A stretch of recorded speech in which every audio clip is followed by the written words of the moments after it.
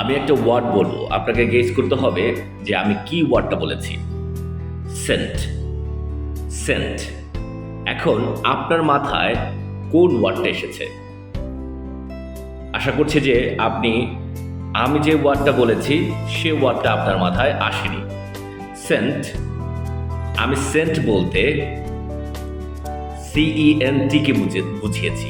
CENT, এই Saint মানে হলো আমেরিকান যেই ডলার আছে, ডলারের 1 টাকার 100 ভাগের 1 ভাগ। সেন্ট মানে 1 পয়সা, আমেরিকান ডলারের 1 পয়সা হলো সেন্ট, CENT।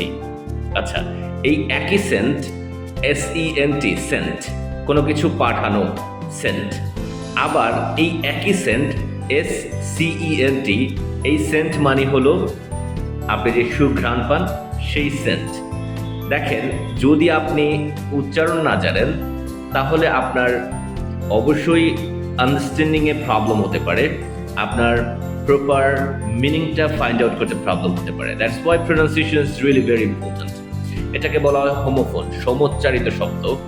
একই উচ্চারণ কিন্তু এর মিনিং এবং স্পেলিং ডিফারেন্ট। ঠিক আছে, তাহলে চলুন আমরা প্রত্যেক দিন এইরকম সমুচ্চারিত শব্দগুলো শিখি এবং আমাদের যেই লিসনিং এর ক্ষেত্রে যে কনফিউশনসগুলো আছে সেগুলো আমরা দূর করি। Stay connected with English Galaxy. Happy learning, enjoy. আসসালামু আলাইকুম।